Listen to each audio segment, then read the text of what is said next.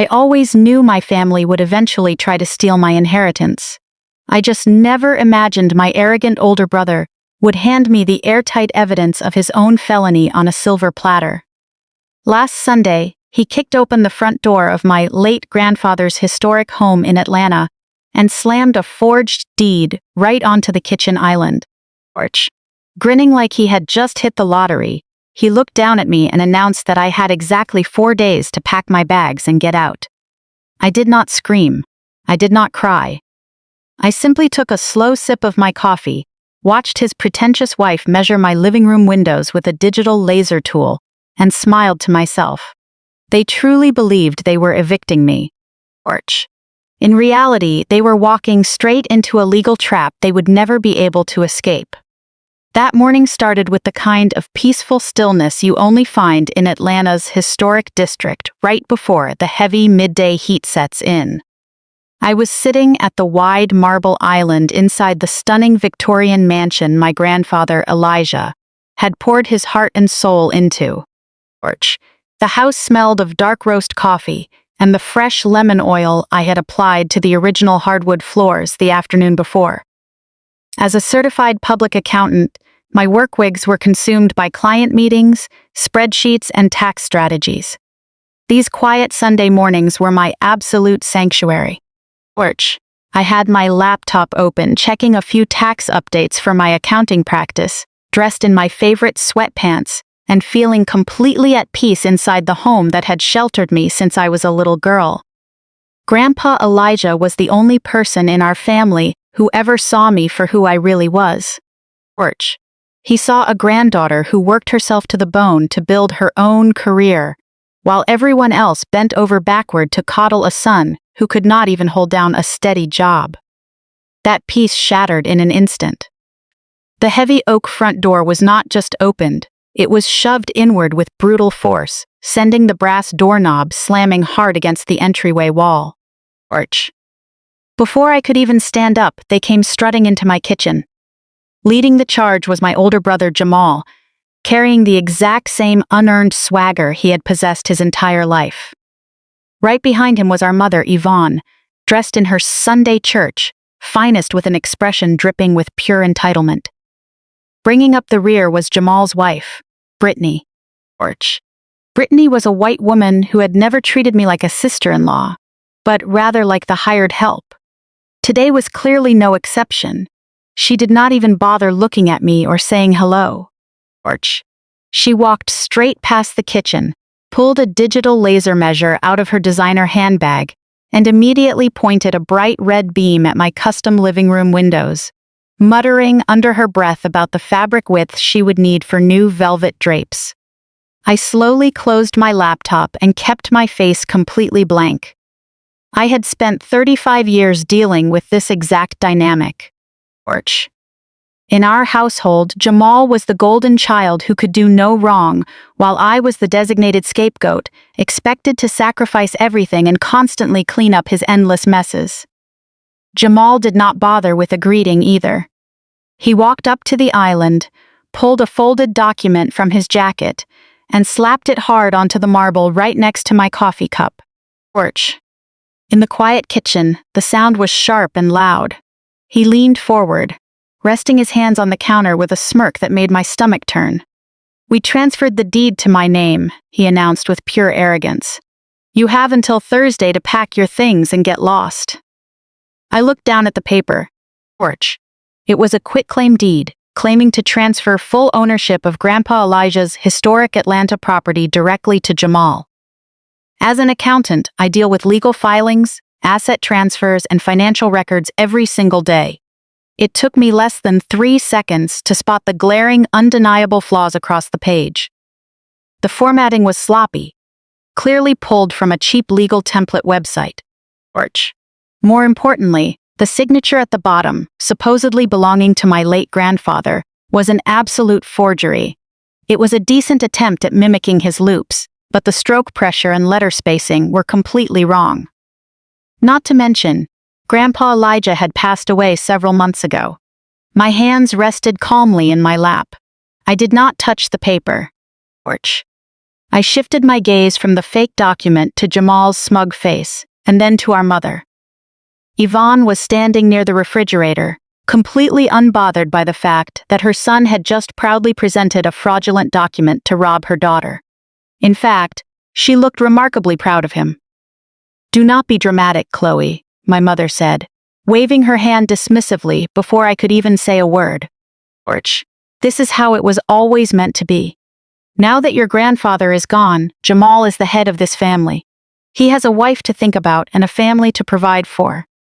You are a single woman. You do not need a house this big. It is time for you to stop being selfish and let your brother step into his rightful place."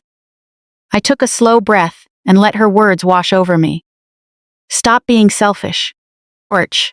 That had been her favorite phrase my entire life. When Jamal totaled his car in high school, I was told to be selfless and hand over my savings so he could buy a new one. When I was accepted into a top university, I was told to be selfless and attend a local community college because Jamal needed financial help with his mounting credit card debt. Orch. I had spent a lifetime shrinking myself so Jamal could feel tall. And now, they expected me to hand over a property worth nearly $750,000 simply because Jamal felt entitled to it. Across the room, the laser measure let out a sharp beep as Brittany locked in another dimension. Orch. Honestly, Jamal, Brittany called out without looking back. We need to rip out these original hardwoods. They look so dated. I want wide plank gray oak installed before we move the furniture in next weekend. Tell her to make sure the place is spotless when she leaves. I do not want to deal with her mess. The sheer audacity unfolding in my kitchen was breathtaking. Orch. My brother had just committed a serious crime. My mother was cheering him on, and his wife was already planning to destroy the historic flooring my grandfather had painstakingly restored by hand. They had invaded my sanctuary, violated my peace, and fully expected me to crumble the way I used to when we were kids. Orch. They expected the quiet, agreeable Chloe who would swallow her anger just to keep the peace. I was not that little girl anymore. I was a 35-year-old professional who understood the law inside and out. More importantly, I knew exactly what kind of legal protection I had in place. Orch. The cultural script my mother was trying to enforce was a heavy burden that so many independent women in our community know all too well. It was the toxic expectation that capable daughters must constantly sacrifice their success for struggling sons. Orch. Yvonne genuinely believed that simply because Jamal managed to get married, he had earned a status that outweighed my years of hard work, my degrees, and my deep bond with the true owner of this home. My mother viewed my independence as a resource to be harvested for Jamal's benefit. I picked up my mug and took another measured sip. The coffee tasted exceptionally good. Orch. Setting the cup down, I folded my hands on the counter and looked Jamal straight in the eye, letting a calm, steady smile spread across my face. "Do you really think I am going to let this happen?" I asked, keeping my voice low and completely even.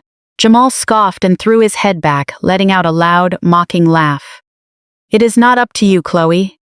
The paperwork is done. The house is mine. Orch, you have 4 days. Do not make me call the sheriff to drag you out. That would be pretty humiliating for you in front of the neighbors." My mother let out a heavy sigh and walked toward the front door. "Stop making a scene, Chloe. We are going to brunch to celebrate Jamal and Brittany's new home. I suggest you use this time to start packing. We will be back later to check on your progress." Orch. "Come on, Brittany. Let your sister-in-law have her moment with her cardboard boxes." Brittany dropped the laser measure into her designer bag with a sharp click. "See you Thursday, Chloe," she said, finally turning to look at me with a cold, triumphant smirk. "Do not leave a mess." I watched all 3 of them walk out the front door, leaving it wide open behind them. Orch. I heard the roar of Jamal's truck engine starting up and the sound of tires crunching over the gravel driveway as they headed off to celebrate their imaginary victory with avocado toast and mimosas. I waited until the engine sound completely faded down the street. Then I stood up, walked to the front door, and shut it firmly. letting the heavy deadbolt click securely into place. Porch. The house fell quiet again, the calm returning just as quickly as it had been broken. Walking back into the kitchen, I looked down at the forged quitclaim deed Jamal had left behind. He had actually put it in writing. He had personally delivered the conclusive proof of his own illegal scheme straight into my hands. I did not feel fear. I did not feel panic. Porch. What I felt was a cold, sharp sense of anticipation. Grandpa Elijah had warned me this day would come. He knew exactly what Yvonne and Jamal were capable of, which was why he had made sure I was fully protected long before they made their move. Porch. He had seen the simmering greed behind their fake smiles at family dinners, and he had taken every legal precaution to ensure my future could never be touched by their entitlement. I pulled my phone from my pocket and scrolled through my contacts until I found the number I had saved 6 months ago, right after grandfather's funeral. I dialed and held the phone to my ear. Porch. It rang twice before a deep, professional voice answered. "Mr. Thorne," I said, keeping my tone completely composed. "You were entirely right. They took the bait. Jamal just handed me a forged deed and told me I have until Thursday to vacate the property." There was a brief pause on the other end, followed by the low, knowing chuckle of my attorney. "Porch. I see," Elias Thorne replied, his voice carrying the confidence of a seasoned attorney who handled multi-million-dollar legal disputes before his morning coffee. "And I assume you did not mention the actual legal ownership status of the property?" "Not a single word," I said, looking around my beautiful kitchen and running my fingers along the marble counter. "Let us prepare the filings." Porch. "They want a moving day on Thursday. We will make sure to give them a legal response they will never forget." Monday morning arrived with the crisp efficiency I had built into my adult life. As a CPA, the opening hours of my week were strictly dedicated to reviewing client portfolios, auditing financial statements, and finalizing tax filings. Porch. Sitting behind the clean lines of my downtown Atlanta desk, I watched the city wake up through the floor-to-ceiling windows. I have always loved the predictability of numbers. Math does not lie. Math does not hold double standards based on gender or birth order. And math certainly does not expect you to set yourself on fire to keep an entitled brother warm. Porch. I took a sip of black coffee, enjoying the quiet control I had over my environment. At exactly 9:15, my phone buzzed on the desk. Then it buzzed again, and again. Within 30 seconds, the device was practically dancing across the glass from a barrage of incoming notifications. I did not even need to look at the screen to know what was happening. Porch. My mother Yvonne had officially launched her campaign. I unlocked my phone and opened our massive family group chat. The chat was ironically named Family First, a title that felt completely hollow given the betrayal scrolling across my screen. My mother had taken the lead, putting on a masterclass in digital victimhood. Porch. Her opening message was a massive paragraph detailing how heartbroken she was by my supposed coldness. She informed the entire extended family that Jamal had legally obtained the deed to our late grandfather's house, and that I was spitefully refusing to leave. Porch. She painted a vivid picture of Jamal as a hard-working family man, trying to provide a foundation for his wife, while his selfish, ungrateful sister hoarded a home that rightfully belonged to him. It was an impressive piece of fiction that conveniently ignored one crucial detail. Her golden boy had forged a signature on a fake deed. Porch. The replies from relatives flooded in like a chorus of eager enablers. Aunt Valerie, my mother's sister, was the first to chime in. She texted that she was praying for my bitter heart to soften. She actually used the phrase bitter heart. Porch. She went on to claim that a single woman my age had no business taking up space in a large historic home, while a married man needed a foundation to build his legacy. She reminded everyone that the women in our family were supposed to be nurturing and supportive, not greedy and difficult. Porch. Then came cousin Malik, who had borrowed $3,000 from me 2 years ago for a clothing brand that never materialized and conveniently forgot to pay it back. He jumped in to claim that I was jealous of Jamal for finding a partner while I was stubbornly married to my career. Malik texted that I needed to stop acting like an angry spinster, step aside, and let the real head of the household claim his territory. The notifications kept cascading down my screen, each message heavier with toxic guilt than the last. They called me bitter and jealous. They accused me of trying to ruin my brother's happiness. They demanded that I pack my bags immediately and apologize to Jamal and his wife for being uncooperative. Reading through the messages, I felt the familiar, suffocating weight of expectation placed on successful women in families like mine. We are expected to carry everyone else's burdens without complaint. When we succeed, our achievements are treated like public property for whoever shouts the loudest to claim a piece. Jamal had never worked a consistent 40-hour week in his life. He had never saved money or paid his bills on time. Yet because he was the firstborn son, his desires were treated as sacred rights. Because I was the independent daughter, my healthy boundaries were treated as an act of war.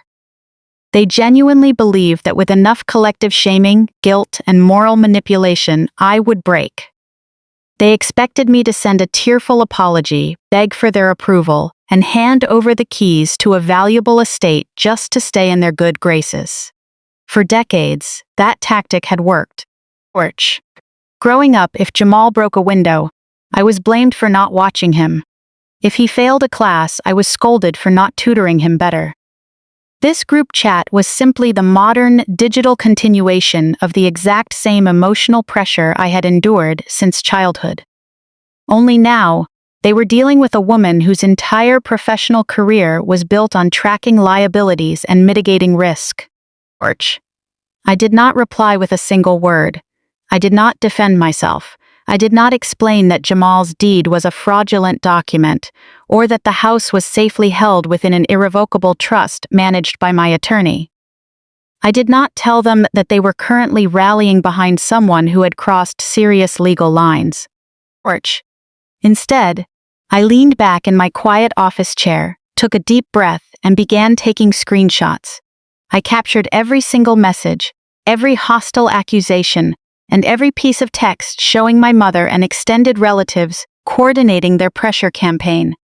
I watched them build a meticulous digital record of their own harassment.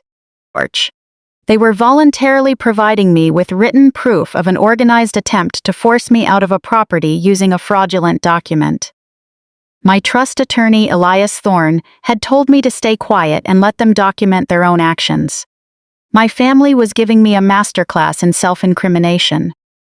The phone buzzed again, this time with a direct message from Jamal. It was a photo of a moving truck rental confirmation, accompanied by a smug caption. "Thursday is coming fast, little sister. Hope you have enough boxes." My mother immediately replied with applause emojis, praising him for taking charge as the head of the house. I took another screenshot and saved it into a secure, encrypted folder on my cloud drive. With every vibration, I felt a calm, steady sense of satisfaction. They thought my silence meant I was backing down. They took my lack of response as submission, imagining me crying in my office and frantically packing my things. They had no idea that my silence was preparation. I was simply letting them secure their own legal consequences. I reviewed the screenshots carefully, ensuring I had the timestamps and phone numbers associated with every message. As an accountant, I knew that establishing a clear timeline was critical in any fraud investigation. The fact that my mother was actively coordinating pressure to enforce a fraudulent real estate document made her a direct party to the situation. By turning the entire family against me, she had tied herself directly to Jamal's failing scheme. I placed my phone face down on the glass desk and silenced the incoming alerts. My relatives could spend all day spinning their narratives and praising Jamal. Their words had no power over me anymore. The little girl who used to cry in her bedroom over her mother's blatant favoritism was gone. Porch. In her place stood a financially sharp, legally protected woman who was about to deliver a reality check they would never recover from. I turned my attention back to my laptop screen, refocusing on the complex tax filings for my clients. The contrast between my productive, lawful career and my family's reckless behavior had never been clearer. Porch. I was building real stability, while they were playing house sets that did not belong to them. The countdown to Thursday was officially ticking, and I was completely prepared for the inevitable fallout. Just as I saved my client files, an alert popped up on my screens, synced from my home security system. Motion detected on the front porch. I checked the time. It was just past noon. Porch. My mother and Jamal should have been at work, and the moving truck was not reserved until Thursday. I pulled up the live camera feed and leaned in close to the high-resolution monitor. It seemed the battle in the family chat was not enough for them. The harassment was moving directly to my front porch. I watched the clear footage, fully ready for the next move. Porch. The situation was escalating faster than I expected, and I was completely prepared. I leaned back in my leather chair and decided to let them make the first mistake. The video feed was crystal clear. Standing on my historic wraparound porch was Brittany, wearing a pristine white tennis dress and oversized designer sunglasses. Porch. Next to her was a woman I did not recognize, carrying a thick binder of fabric samples and a high-end tablet. Brittany was aggressively rattling my front doorknob, her face twisting in frustration when the lock refused to budge. I had changed the locks the very day Grandpa Elijah passed away, fully anticipating that my mother would eventually hand her spare key over to Jamal.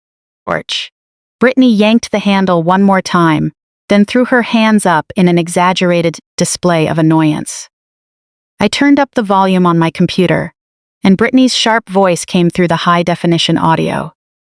"I cannot believe she locked us out," Brittany complained to the interior designer.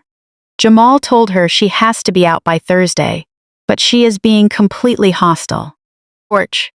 Once she finally clears out, we are going to have to deep clean this entire place." The designer shifted awkwardly on her feet, glancing around the porch. Sitting in my office, watching the screen, a wave of calm clarity washed over me. Brittany was standing on my property, planning to erase my grandfather's legacy, while casually labeling me as hostile. Porch. It was the exact same prejudiced playbook she had used against me for years. Whenever I set a firm boundary, I was aggressive. Whenever I refused to pay for Jamal's mistakes, I was uncooperative. Brittany had mastered the art of playing the fragile victim against my independence, and today she had brought an audience for her performance. Porch. I leaned forward, tapped the microphone icon on the security app, and let my voice come through the two-way porch speaker. "Can I help you with something, Brittany?" Brittany jumped back, nearly dropping her designer purse onto the wooden deck. She stared at the doorbell camera in shock, but her surprise quickly turned into blatant anger. "Chloe," she snapped, stepping right up to the lens. "Porch, open this door right now. I have an appointment with my designer, and we need to measure the primary bedroom. Jamal said this house belongs to us now. You have no right to lock me out of my own property." I took a slow breath, keeping my tone perfectly level. "I am not opening the door, Brittany, because you do not own this property. You are currently trespassing. Porch. I strongly suggest you and your guests step off my porch immediately, or I will call the police." Her face flushed red. "Do not threaten me, Chloe," she yelled into the camera. "You are always so angry and uncooperative. I am not leaving. In fact, I am calling the police right now to have you removed. My husband gave you an eviction notice, and you are unlawfully occupying our home." Porch. I smiled at the monitor. "Go right ahead and call them, Brittany," I said calmly. "In fact, tell them to hurry. I am leaving my office right now, and I will be there in 15 minutes to handle this in person." I cut the audio, grabbed my leather handbag, and walked out of my downtown office. Porch. The drive back to my neighborhood took exactly 14 minutes, but it felt like a moment I had spent years preparing for. I navigated Atlanta traffic with an eerie sense of calm. For years, I had watched Brittany manipulate family situations with tears and exaggerated distress. Whenever I asked for basic respect, she would play the frightened victim. She was entirely confident that if she called the police and described an uncooperative homeowner refusing to surrender the property, they would automatically take her side. She was counting on systemic bias to do the dirty work, that Jamal was too cowardly to handle himself. As I turned onto my tree-lined street, the flashing blue lights of an Atlanta police cruiser confirmed she had followed through on her threat. The squad car was parked casually at the curb, right behind Brittany's white luxury SUV. I pulled smoothly into the driveway, shifted into park, and took a long, steady breath before stepping out into the midday heat. The scene on the front lawn was completely predictable. Two uniformed officers were standing near the front steps, while Brittany paced back and forth, gesturing dramatically. The interior designer had wisely retreated to the sidewalk, looking thoroughly embarrassed to be caught in the middle of a chaotic family dispute. The moment Brittany saw me, she pointed a manicured finger directly in my direction. "That is her!" she shouted, her voice trembling with practiced fear. "That is who I called about. She is illegally occupying my husband's house and threatened me through the security system. She is completely unreasonable, and I feel completely unsafe." Both officers turned toward me, their postures visibly stiffening. Influenced by Brittany's frantic narrative, their hands rested near their utility belts. As a 35-year-old black woman, I was well aware of how dangerous these situations could become. One wrong move or a raised voice could turn a fabricated claim into a serious incident. I refused to give her the satisfaction of seeing me lose my composure. I smoothed down the front of my tailored business suit, kept my head high, and walked up the driveway with the calm, measured stride of a professional who was in complete control of her surroundings. "Good afternoon, officers," I said, my tone respectful and perfectly composed. "I understand there seems to be some confusion here. My name is Chloe, and this is my property." Brittany scoffed loudly, crossing her arms. "Do not listen to her," she called out, stepping behind the taller officer. "She is lying. My husband, Jamal, owns this house. He gave her an eviction notice on Sunday because she is an unauthorized occupant. She locked us out and refused to let my designer inside. You need to remove her. She is threatening my safety." The older officer raised a hand to quiet Brittany, then looked at me with a skeptical expression. "Ma'am," he said carefully, "we received a call about a hostile individual refusing to vacate the premises.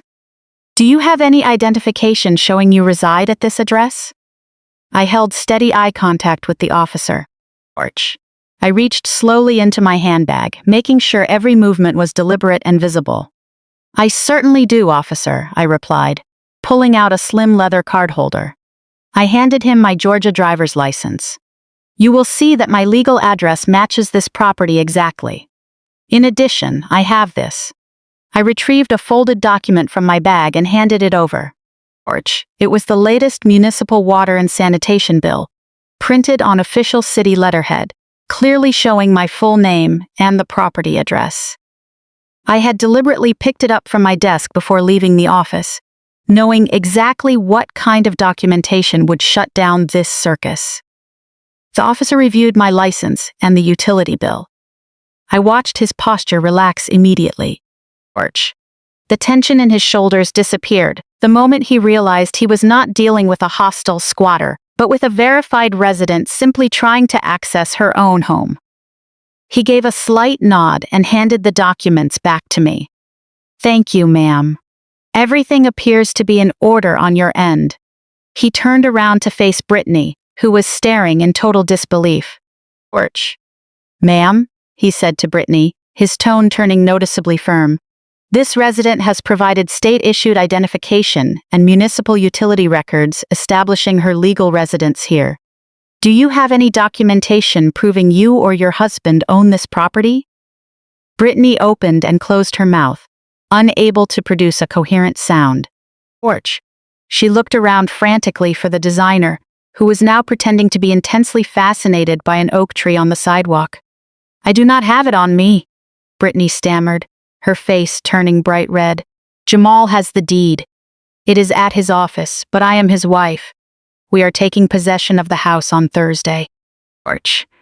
The second officer let out a long, weary sigh, clearly realizing they had been pulled away from actual emergencies to referee an entirely baseless family grievance.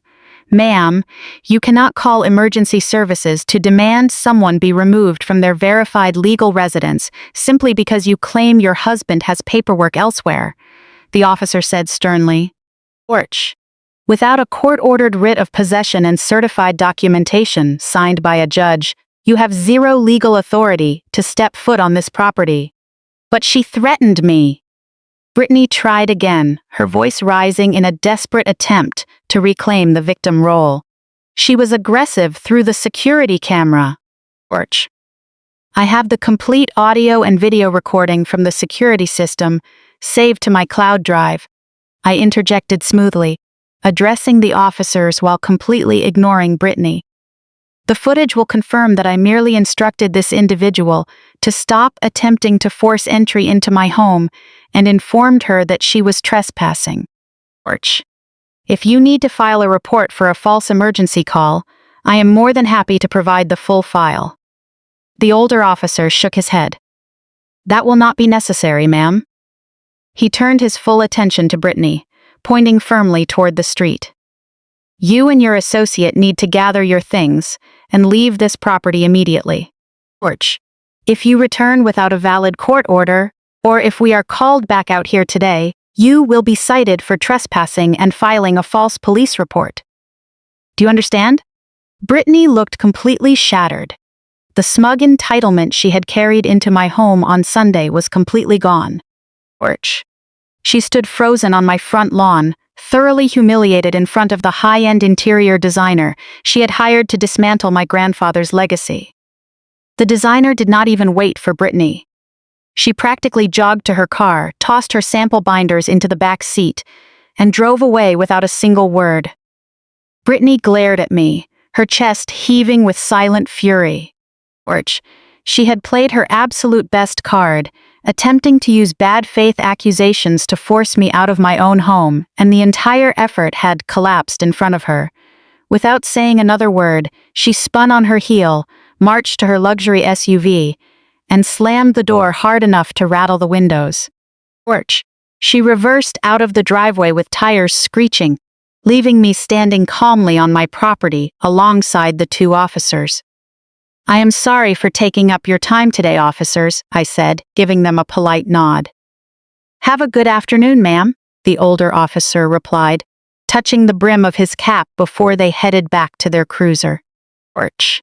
I walked up the porch steps, unlocked the front door, and stepped into the cool, quiet entryway. The familiar stillness wrapped around me, feeling deeper and more satisfying than ever before. Brittany had tried to break through my boundaries, but the only thing she accomplished was proving how legally powerless they truly were. Porch. The foundation of their grand plan was built entirely on pure arrogance and outright lies. I walked into the sunlit kitchen, poured myself a fresh glass of ice water, and smiled down at the beautiful original hardwood floors she had been so desperate to rip out. They were growing reckless, and desperate people always make catastrophic mistakes. Porch. The real trap had not even fully sprung yet, and they were already unraveling in broad daylight. I knew Jamal would hear about this humiliation within minutes. His wounded ego would inevitably force him to retaliate, and that next move would seal his fate for good.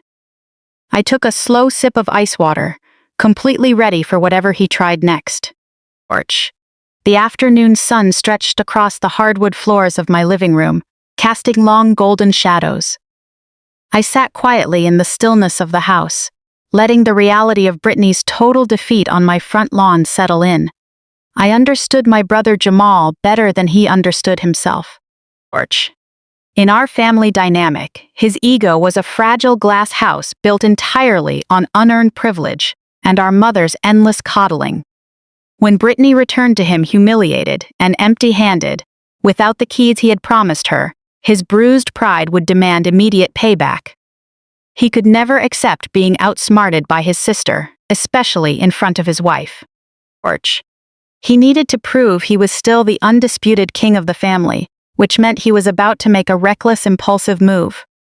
I did not have to wait long for him to play right into my hands. As a CPA, my personal finances were structured like a fortress. Every dollar was tracked, every investment was diversified, and every account was heavily monitored. But from my past, I had deliberately left one loose financial thread. It was a basic joint checking account at a local credit union. My mother, Yvonne, had opened it for me 15 years ago when I was a freshman moving into the dorms at Spelman College. She insisted on adding Jamal as an authorized user back then, claiming that as the man of the family, he could help manage my emergency funds if I ever needed support. He had never deposited a single cent into that account. Over the years, I kept it active simply because the long credit history attached to it boosted my overall credit score. I kept around $5,000 in there as a minor emergency cushion, and most of the time, I forgot it even existed. At exactly 3 in the afternoon, my phone buzzed against the Marble Island. It was an automated push notification from the credit union app. The screen lit up with a blunt message confirming that a $5,000 withdrawal had just been successfully processed. The account balance was wiped down to 0. I stared at the screen, feeling my heart rate settle into a steady, calculated rhythm. Less than a minute later, the phone buzzed again. This time, it was a direct text from Jamal. The message read, "Consider this payment for the rent you owe me over the past 6 months for squatting in my house. Thursday is right around the corner." I leaned back against the counter stool and let the absolute absurdity of his actions wash over me. Jamal thought he was teaching me a lesson.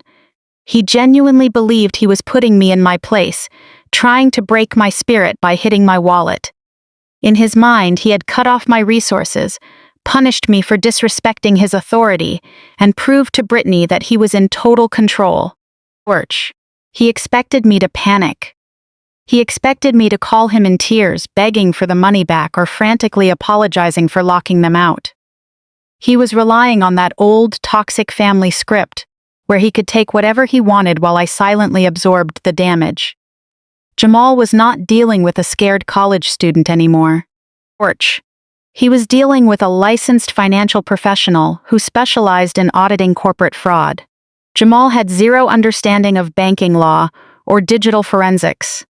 He did not realize that by using a mobile banking app to execute an unauthorized transfer based on a fraudulent property claim, he had just crossed a massive legal line. I did not feel anger. I did not feel that familiar family betrayal. What I felt was cold, clinical precision.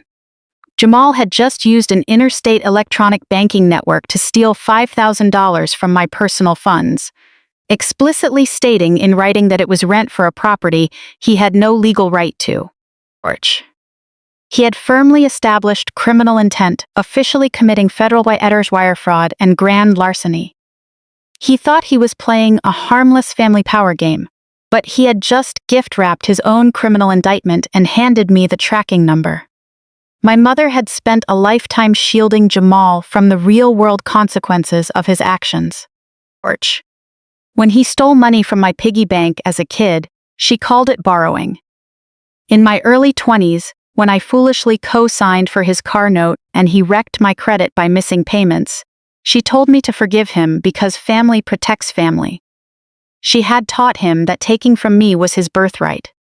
Federal investigators do not care about a mother's excuses. The justice system does not care about golden children. Financial regulators only care about the digital footprint of stolen funds. I picked up my phone and took a crisp screenshot of his text message. Then I logged into the credit union portal and downloaded the official transaction receipt. which clearly displayed the IP address and exact timestamp of the mobile withdrawal. Porch. I exported the files directly into a secure, encrypted cloud folder, adding them to the growing digital dossier I was assembling against him. I was gathering the evidence that would completely dismantle him, and he was handing it to me piece by piece. Standing up from the island, I walked into my home office and locked the heavy wooden door behind me. Porch. The late afternoon sun filtered through the blinds, casting long shadows across my desk. I booted up my primary workstation and logged into my secure legal portal. This was not the standard software I used for everyday client tax work. This was a deeply encrypted archive where I stored my most sensitive personal assets. Porch. I entered my credentials and verified my identity through two-factor authentication on my phone. The secure vault loaded, and I clicked on the primary file labeled The Elijah Trust. Grandpa Elijah was a brilliant man. Growing up in an era where Black men had to fight tooth and nail for every single inch of ground they owned, he understood the sacred value of generational wealth. Porch. He was also a sharp, uncompromising judge of character. He saw right through Jamal's lazy sense of entitlement and despised the way my mother enabled it. During the final year of his life, as his health began to decline, he called me into his study and laid out his entire financial portfolio. Porch. He told me that the moment he was laid to rest, Yvonne and Jamal would try to strip the estate down to the bare walls. He refused to let the legacy he built be squandered on flashy cars and bad investments. So we took action. We retained Elias Thorne, one of the sharpest estate attorneys in Georgia. Porch. Under his guidance, we quietly and legally transferred the title of the historic home, the investment portfolios, and the liquid cash accounts into an airtight, irrevocable trust. Grandpa designated me as the sole acting trustee, granting me absolute legal authority over every single asset. By the time my grandfather passed, his personal net worth on paper was effectively zero. Porch. Everything belonged to the trust. I scrolled through the digital vault and downloaded the primary trust documents. The pages carried official federal tax identification numbers, state seals, and the verified signatures of 3 independent legal witnesses. These documents were the ultimate defense. Porch. They proved beyond a shadow of a doubt that on the day Jamal claimed Grandpa signed that quitclaim deed, Elijah did not even own the house in his personal capacity. Jamal had forged a signature to transfer a property that a deceased man did not legally hold as an individual. I attached the trust documents to a new encrypted email. Porch. I included the screenshot of the forged deed Jamal had left on my counter, the hostile group chat messages, and the banking records showing the $5,000 theft. I addressed the email directly to Elias Thorne and typed out a short, precise message. Jamal has escalated. He just committed wire fraud by draining a joint account and claiming it as rent for the trust property. Porch. The digital trail is attached. Please notify the County Financial Crimes Division and update our Thursday plans. This is no longer a civil dispute. He is looking at felony charges. I hit send and watched the progress bar clear, confirming the files were securely delivered. I leaned back in my leather chair, looking at the soft glow of the monitor.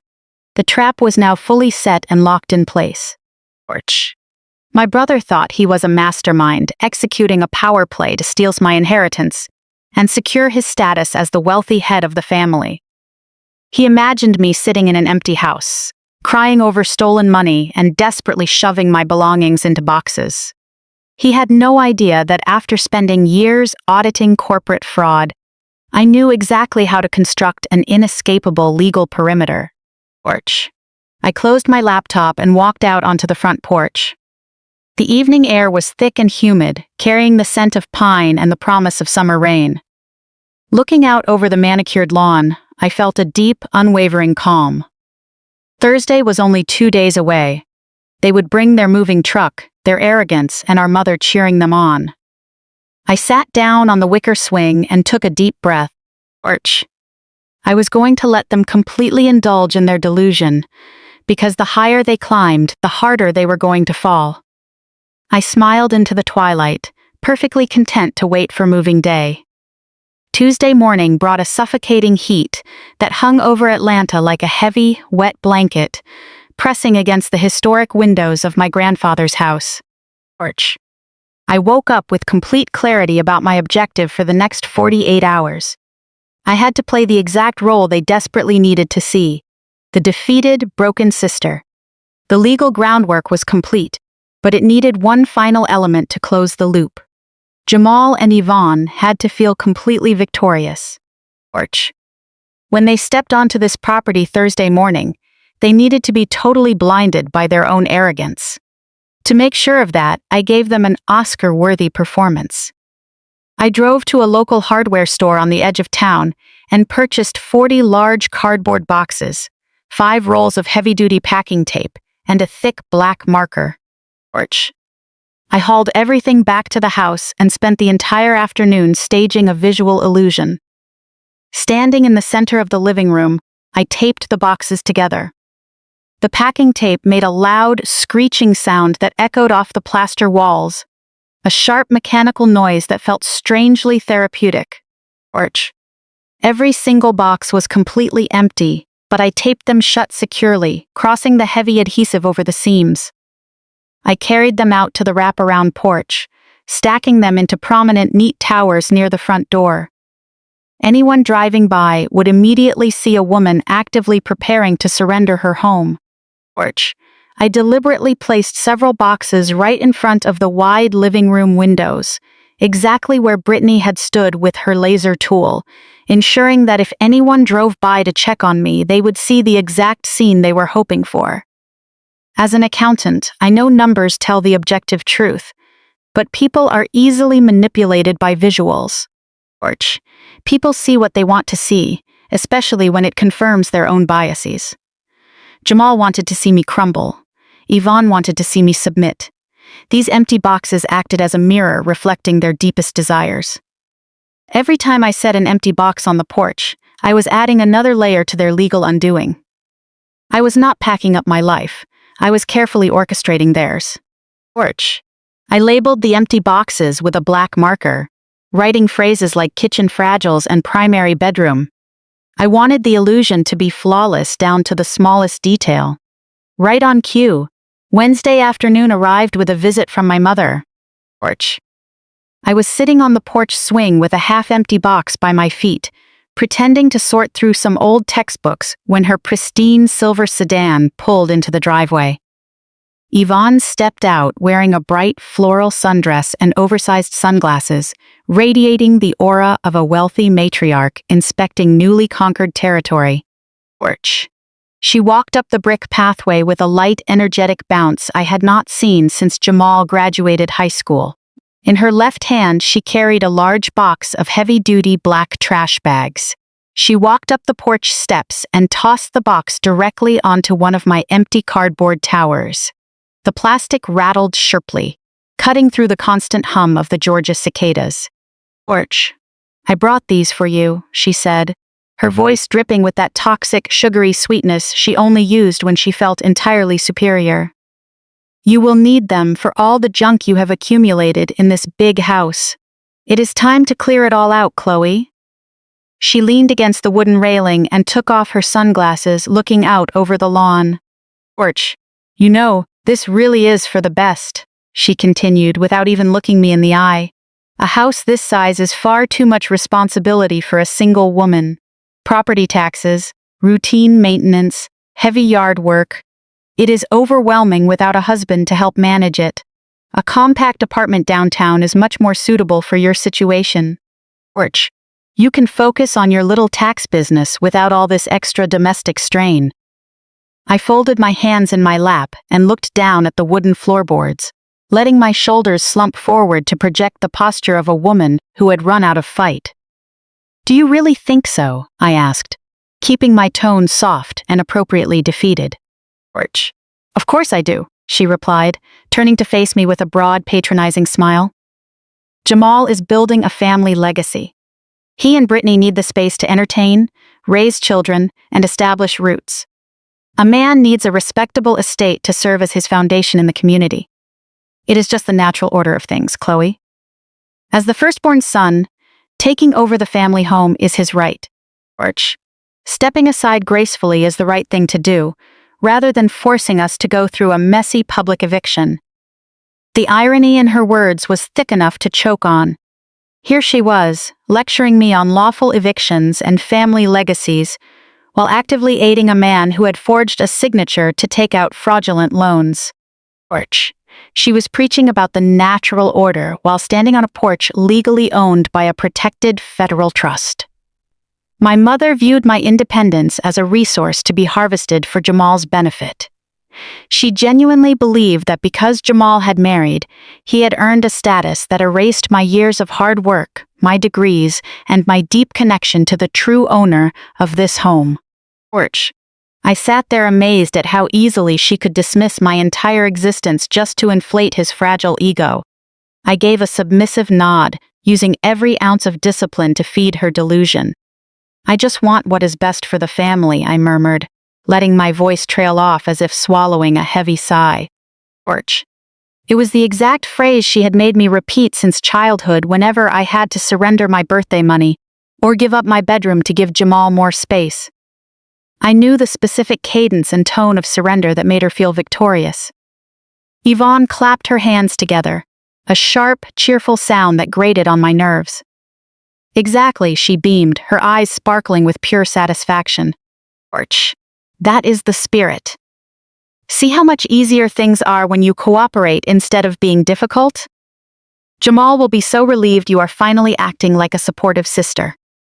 Make sure to use those heavy-duty bags for the kitchen cabinets. Brittany wants everything completely sanitized before the movers bring in her custom furniture tomorrow morning. Porch.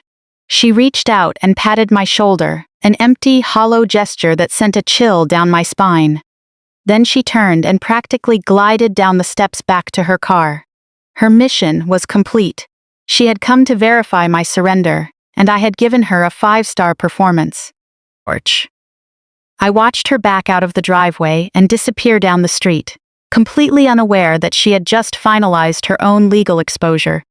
She had tied herself directly to a sinking ship, and she had done it with a smile on her face. After she left, I sat on the porch swing for a long time, staring at the box of trash bags sitting on top of my empty boxes. Porch. Her dismissive attitude was no longer a source of pain. It had become pure tactical focus. A vibration in my pocket broke the silence. It was a text from Elias Thorne asking if the timeline for Thursday morning was still on schedule.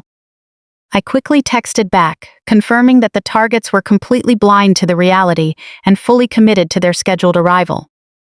The stage was set. Porch. The bait had been taken completely. I stood up from the swing, stretched and walked back inside my secure, beautiful home as the Wednesday sun began to set. Warm twilight dipped below the Atlanta skyline, casting long shadows over the stacked boxes on my front porch. Standing alone in the center of the living room, I listened to the deep silence of the house. Porch.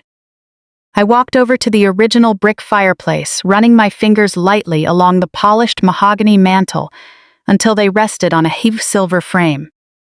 Behind the glass was a photograph of Grandpa Elijah, taken a few months before he passed. He was sitting in his favorite leather armchair, wearing a sharp tailored suit with his silver hair brushed neatly back. Porch. Even in his final days, his deep-set eyes held a sharp, uncompromising wisdom. He looked like a man who understood exactly how the world worked and refused to apologize for mastering it. I picked up the heavy frame, feeling the cool metal against my palm. Grandpa Elijah understood the brutal reality of building generational wealth from scratch. He had fought for every inch of ground he owned. Porch. He bought this Victorian home, worked 3 jobs to pay off the mortgage, and restored every single floorboard with his own hands. He did not build this sanctuary just to watch it get dismantled by greed and entitlement. He was fiercely protective of his legacy and had an incredible radar for dishonesty. He saw people for who they truly were, which was why he saw right through Jamal. Porch. While my mother treated my older brother like a fragile prince who needed constant rescue, Grandpa Elijah saw a grown man who refused to stand on his own 2 feet. He watched Jamal drift from one failed venture to another, always armed with smooth excuses and an open hand. He watched Yvonne drain her own savings to cover Jamal's missed rent. Most of all, Grandpa saw how they treated me. He saw how I was always expected to make myself smaller so Jamal could appear larger. When I passed my CPA exam, he noticed that Yvonne barely acknowledged it because Jamal demanded all the family's attention. Grandpa Elijah missed nothing. I brought the framed photo over to the kitchen island and set it next to my laptop. Our final meaningful conversation replayed vividly in my mind. It had happened on a cold Tuesday evening 8 months ago. His health had taken a sudden turn, and the doctors told us to prepare for the worst. He called me into his study, telling me to close and lock the heavy double doors.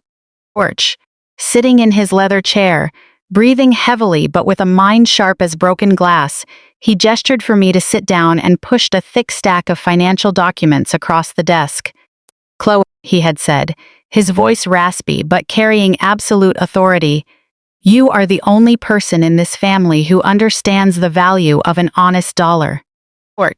Your mother is completely blind when it comes to your brother, and Jamal is a walking financial disaster. The second I am gone, they will come for everything I built. They will gut this house, sell it off, and burn through the cash on flashy cars and terrible ideas. I refuse to let my life's work be squandered by someone who refuses to grow up." I sat there gripping the armrests, listening to him voice the very fears I had kept buried for years. He knew Yvonne would try to hand the estate to Jamal. He knew Jamal would manipulate her into surrendering the house, the cash, and the investments. Looking me dead in the eye, Grandpa told me he had a plan to stop them. But he needed me to execute it without hesitation. He needed me to stand firm, because our family would not think twice about compromising my future. That night, we began the process of securing his estate. We brought in Elias Thorne, one of the most meticulous trust attorneys in Georgia. Grandpa Elijah did not want a standard last will and testament. He knew a regular will had to go through probate court, where Yvonne and Jamal could challenge it and drain the estate through endless legal fees. He wanted something that completely bypassed probate. He wanted a financial fortress. Under Thorne's guidance, we established an irrevocable federal trust, a highly secure legal entity designed to protect valuable assets. Over the following weeks, Grandpa systematically transferred ownership of everything he owned into the trust. We transferred the deed to the historic Atlanta home, moving the legal owner from his personal name to the trust. We transferred the full balances of his savings accounts, mutual funds, and life insurance policies. The total estate was valued at $720,000, with every single cent locked behind a legal firewall. The most critical element was the chain of command. Grandpa Elijah named me as the sole acting trustee. He did not list Yvonne as a beneficiary, and he did not leave Jamal a dime. Legally, he handed the keys to the entire estate directly to me, giving me absolute authority over the property and the funds. Once the transfers were finalized, his personal net worth on paper dropped to zero. When he passed away, he technically owned nothing in his individual name, meaning there was nothing for my mother or brother to claim through traditional probate channels. I remembered the evening the trust documents were finalized. Grandpa was confined to his bed, too weak to walk to his study. Sitting beside him, holding his hand, I watched him review the thick legal binder. He signed the final page with a steady hand, set the pen down, and let out a long sigh of relief. Looking up at me, he squeezed my fingers with surprising strength. "They are going to try to take it, Chloe," he warned, his voice a fierce whisper in the quiet bedroom. "They will try to bully you, guilt you, and use family loyalty to make you back down. They will lie and manipulate because that is the only playbook they know. I am trusting you to stand your ground. Let them try. Let them show their true colors." But you do not yield. Arch. You protect this legacy and you protect yourself. Looking into his eyes, I made a promise that I fully intended to keep. I assured him I would be ready, and that I would never let them touch a single brick of what he had worked so hard to build. I kissed his forehead and told him he could rest easy. Orch. 2 days later, he passed away peacefully in his sleep, knowing his life's work was safe in my hands. I blinked, bringing myself back to the present. The kitchen was completely dark now, save for the soft streetlights filtering through the window panes. I reached out and touched the silver edge of the frame. He had predicted their behavior with terrifying accuracy. Orch. Jamal had not even waited a full year before forging a deed, and Yvonne had instantly turned the extended family against me. They had walked directly into the exact scenario Grandpa Elijah had anticipated. I picked up the framed photo and carried it to the heavy fireproof safe concealed in the corner of my home office. Orch. I was not packing it into a cardboard box, I was securing it against the legal storm about to hit my front lawn. I placed the frame inside the steel safe next to my backup drives and emergency cash, shut the heavy metal door, and spun the dial to lock it down. My performance of defeat was nearing its conclusion. Orch. I had played the submissive sister to perfection, giving them the exact visual illusion they wanted. They had spent the entire day celebrating their unearned victory, completely unaware of the legal avalanche moving toward them. I walked through the dark, quiet house, checking the locks on the doors and windows. Orch. The heavy humidity outside signaled an approaching summer storm, but the real tempest was headed straight for this property. Heading upstairs to my primary bedroom, I lay down on the mattress and looked up at the ceiling. Tomorrow was Thursday, the day of reckoning. The moving truck was booked, and my brother was preparing to march up my driveway to claim his stolen prize. Orch. My heart beat with a steady, calm rhythm. Closing my eyes, I let a quiet smile cross my face. I had promised my grandfather I would be ready for this moment, and I was about to deliver on that promise in spectacular fashion. I drifted off into a deep, peaceful sleep, while my family blindly prepared their own downfall. Orch. I am not handing you any keys, Jamal, I said, my voice dropping into a steady, dangerous calm, and those boxes on the porch are completely empty. I have not packed a single thing. I am not moving out of this house today, tomorrow, or ever. Jamal's face twisted into pure, aggressive fury. He took a threatening step forward, raising his hand and pointing a finger directly in my face. Orch. Listen to me, you crazy woman, he snarled. I have a signed deed. This is my house. You are leaving today, even if I have to physically drag you out by your hair. I did not flinch. I did not step back. I simply held his furious gaze and waited, knowing exactly who was standing just out of sight behind the heavy doorframe, waiting for my signal. Orch. You do not own this house, Jamal, I said, my voice ringing with absolute authority. You never have. He opened his mouth to shout again and reassert his dominance, but the words never left his throat. I deliberately stepped back and pulled the front door wide open, wiping the arrogant smiles completely off their faces. I stepped back into the spacious foyer, revealing the room behind me. Orch. I was not alone. Stepping forward into the morning light right behind me was Elias Thorne. A tall African-American man in his late 50s, dressed in a sharp, tailored navy suit, he commanded the room with effortless authority, carrying a thick leather briefcase under his left arm. Orch. Flanking him on either side were 2 fully uniform-clad Fulton County Sheriff deputies, their hands resting comfortably near their duty belts, their expressions as unyielding as solid granite. The visual impact of 2 armed law enforcement officers and a high-powered attorney standing inside my home hit my family like a physical shockwave. Orch. The swagger Jamal had carried up the porch steps vanished instantly. He froze in place, his brand-new sneakers suddenly glued to the welcome mat. Brittany slowly lowered her phone, her mouth hanging wide open as her live video captured the sudden presence of law enforcement.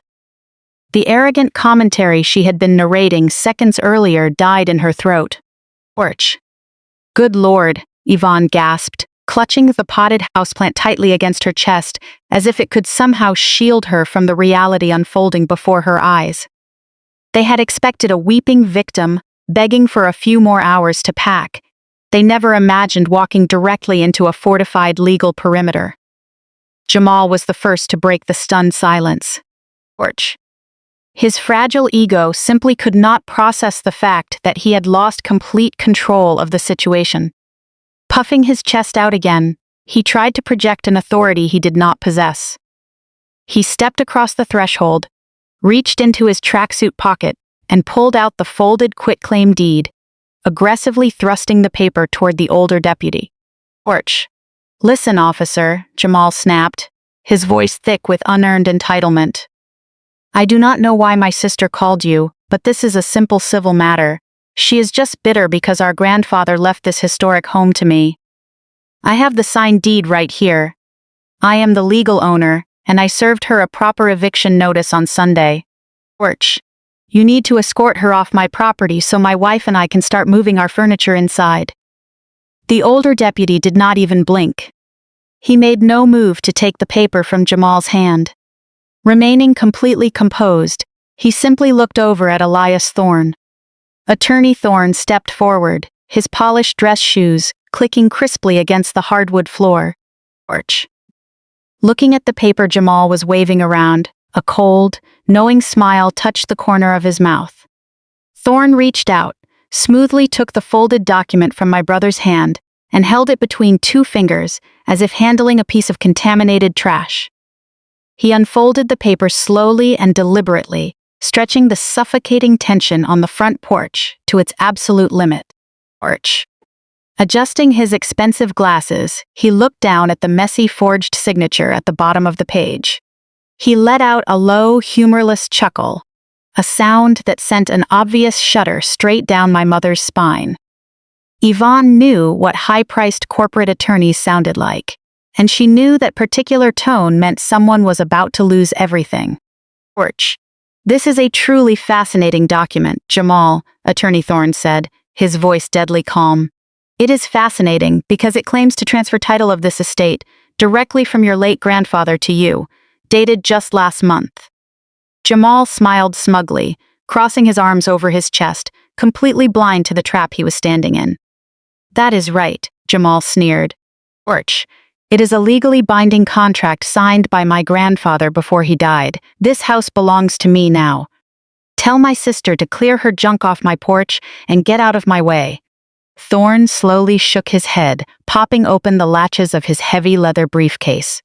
Porch. Actually, Jamal, this document is a legal impossibility, Attorney Thorne announced, projecting his voice so every single word echoed clearly down the quiet suburban street. You see, your grandfather did not own this house last month. In fact, Elijah had not owned this property in his personal name for well over half a year. Absolute silence followed his words. Porch. The heavy bass thumping from the rental moving truck parked in the driveway suddenly felt very far away. Brittany took a slow, nervous step backward, her designer sneakers squeaking against the painted porch boards.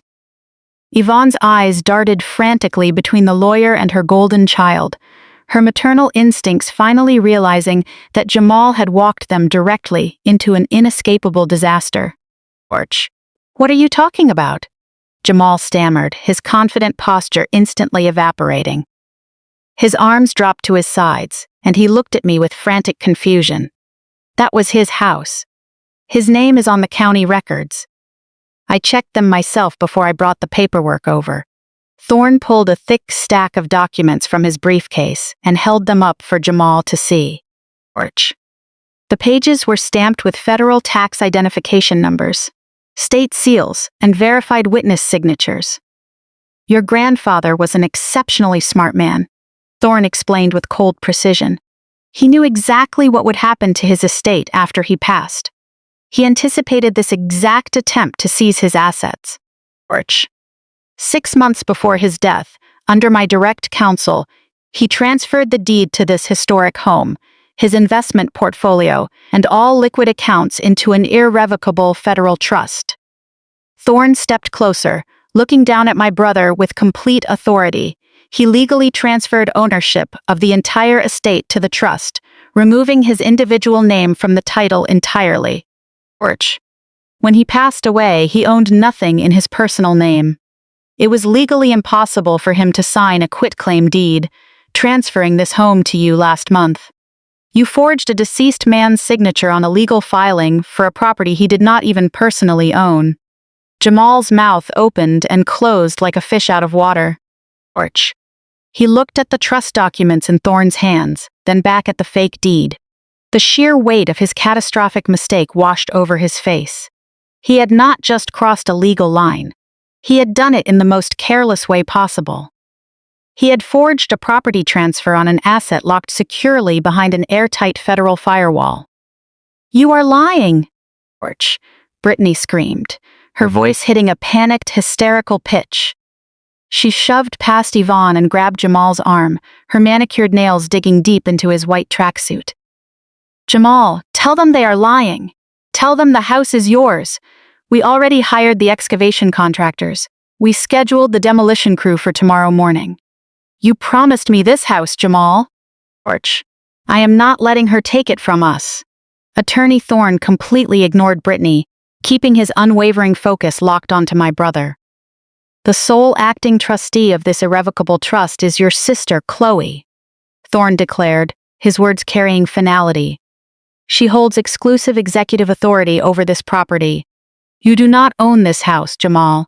You do not own the grass your truck is parked on. Orch. You do not own the cedar fence you had damaged yesterday. You own absolutely nothing." Yvonne let out a sharp gasp, and the decorative houseplant slipped from her hands. The ceramic pot shattered against the porch floor, spilling dark soil and broken roots all over the welcome mat. "Chloe, please," Yvonne pleaded, her voice trembling with sudden desperation. "Tell him this is a misunderstanding. Orch. Tell the officers you invited us here. This is just family confusion. Jamal got his paperwork mixed up. There is no need to involve law enforcement in a simple family matter." I stood motionless, hands resting calmly at my sides.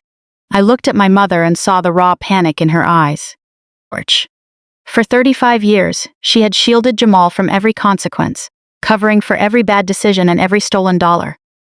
But she could not protect him from this. "I am not doing anything, Ma," I said, my voice cold and steady. "I warned you on Sunday that I would not let this happen. You chose to celebrate his fraud. You chose to stand on my porch and demand my surrender. Orch. Now you can watch him face the consequences." The older deputy finally stepped forward, his hand resting firmly on his duty belt. He looked at Jamal with a stern, uncompromising expression, signaling that my brother had reached the end of the line. "Jamal, you are not standing here today over a simple property dispute," the deputy said, his deep voice cutting through the humid air. Orch. He stepped onto the welcome mat, stepping right past the broken ceramic pot. His presence carried absolute authority. Despite the Georgia heat, the atmosphere on the porch turned freezing cold. Jamal froze. As the deputy locked eyes with him, his arrogance completely deflated. "Aren't you here to evict my sister?"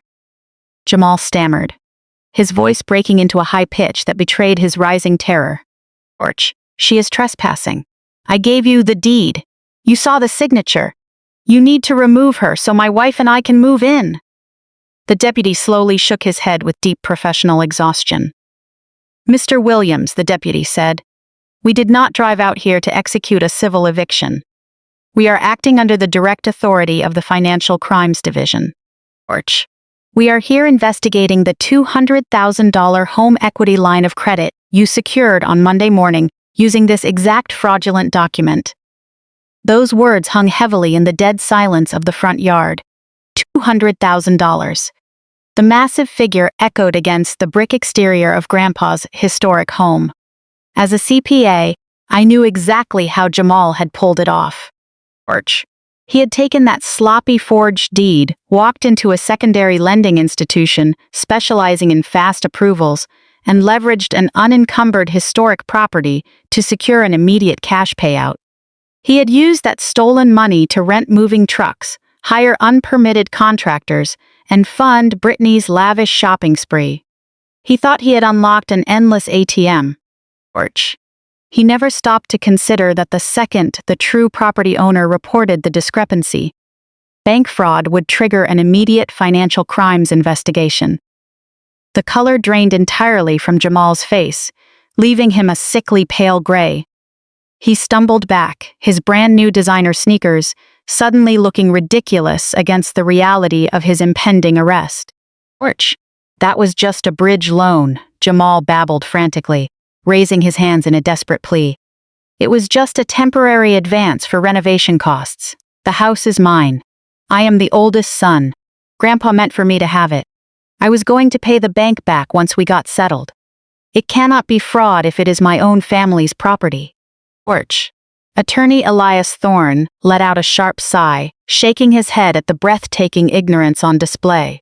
It is absolute fraud, Jamal, Thorne corrected, his voice cutting through the humidity like a scalpel. You cannot borrow against an asset you do not legally own. Porch. Presenting forged documents to a financial institution to secure six figures in cash escalates this far beyond a family dispute into severe felony territory. You did not just attempt to steal a house, you defrauded an FDIC-insured lender. The reality hit Brittany like a physical blow. Porch. Standing behind Jamal, her manicured hand was still clutching her phone, the camera pointing uselessly toward the floorboards. Throughout this entire ordeal, Brittany had operated under the delusion that her privilege and Jamal's unearned confidence would shield them from accountability. Porch. She genuinely believed they could push aside a rightful owner and build their designer oasis without repercussions. Now that protective bubble had burst completely. Brittany went stark white. Her eyes darted wildly between the armed deputies, Attorney Thorne, and the shrinking figure of her husband. She was running the numbers with terrifying speed. There was no house. Porch. There were no hardwood floors to replace. There was no pool for the backyard. There was only a $200,000 fraudulent loan tied directly to her husband. $200,000, Brittany whispered, her voice shaking violently. Porch. Her expensive smartphone slipped from her hand, hitting the wooden porch floor with a sharp crack that shattered the screen into a spiderweb of fractures. She did not even bend down to pick it up. Jamal, what did you do? She screamed, grabbing the sleeve of his tracksuit. You told me the paperwork was clean. You told me your grandfather left you everything. You told me we were wealthy, Jamal. Porch. Did you steal money from a bank? Brittany, I can explain, Jamal pleaded, reaching for her shoulders. Let me talk to the officers. My mom will clear this up. She knows the house was meant for me. Ma, tell them. Tell them Grandpa wanted me to have the property. My mother was entirely incapable of helping anyone. Porch. The matriarch, who had spent 35 years shielding her golden boy from every consequence, was undergoing a total breakdown. Yvonne had walked up my driveway fully prepared to watch me cry as I was forced out of my home. She had expected to gloat on my porch. Instead, she was standing in the middle of a financial crime scene, watching her son admit to grand larceny in front of law enforcement. Porch. Yvonne began to hyperventilate. Her chest heaved, her breath catching in her throat in sharp, ragged gasps. She pressed her hands against her cheeks, her eyes wide with terror. No, no, no, Yvonne gasped, stumbling backward until her shoulder hit a porch pillar. This is a mistake. Officers, please, you have to understand. Jamal is a good boy. He is a good man. He just got married. He has a future. Porch. He was building a legacy. He did not mean to steal anything. He just needed a little help getting started. Chloe, please, do something. Tell them to stop. Tell them he is your brother. I stood motionless, hands at my sides, carrying the unshakable composure of a woman who had planned every single second of this confrontation. I looked at my mother and watched desperation tear through her features. Porch. For decades, she had demanded that I clean up Jamal's messes. She had expected me to drain my savings, compromise my credit score, and shrink my entire life just to keep him comfortable.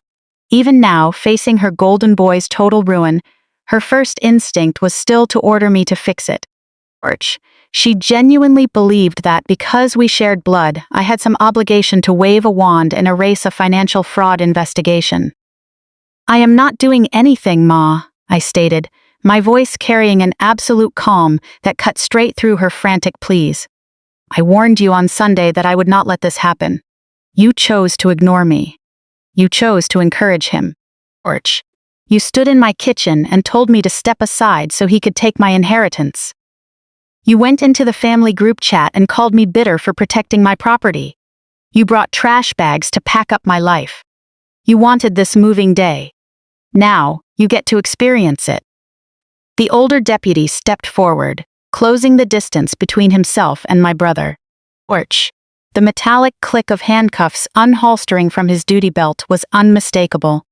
"Mr. Williams," the deputy commanded, his tone leaving no room for argument, "place your hands behind your back. You are being placed under arrest for forgery, uttering a forged instrument, and grand larceny." Jamal went rigid. Orch. The arrogance, the unearned confidence, the mocking laugh he had used to intimidate me his entire life. All of it vanished into thin air. He looked like a terrified child, staring at the handcuffs as if they were venomous. He looked back at Yvonne, begging with his eyes for one last miracle save. Yvonne could barely stand. Porch. She slid slowly down the wooden pillar, collapsing onto the porch floor, gasping through heavy broken sobs. Brittany did not hesitate for a second. The moment the deputy ordered Jamal to put his hands behind his back, her self-preservation instincts completely took over. She released Jamal's tracksuit as if the fabric were on fire. Porch. Scrambling backward, she tripped over the broken ceramic shards of Yvonne's houseplant, nearly tumbling off the porch edge in her desperate rush to put physical distance between herself and her husband. "I knew nothing about this!" Brittany shrieked, pointing a trembling finger right in Jamal's face. Porch. Her voice carried across the quiet street, drawing the attention of neighbors who were stepping onto their lawns to watch. "I thought he inherited the money. I thought this was his house. I did not sign any bank documents. I did not sign that deed. This is entirely on him. He lied to me. I am getting a lawyer. I am calling my father right now." Porch. She was throwing him straight to the wolves without a second thought. The united front they had presented in my kitchen just 4 days earlier dissolved, the instant she realized the money was an illusion. To save herself from legal fallout, she was ready to testify against him on the spot. I watched the scene unfold with a profound sense of closure.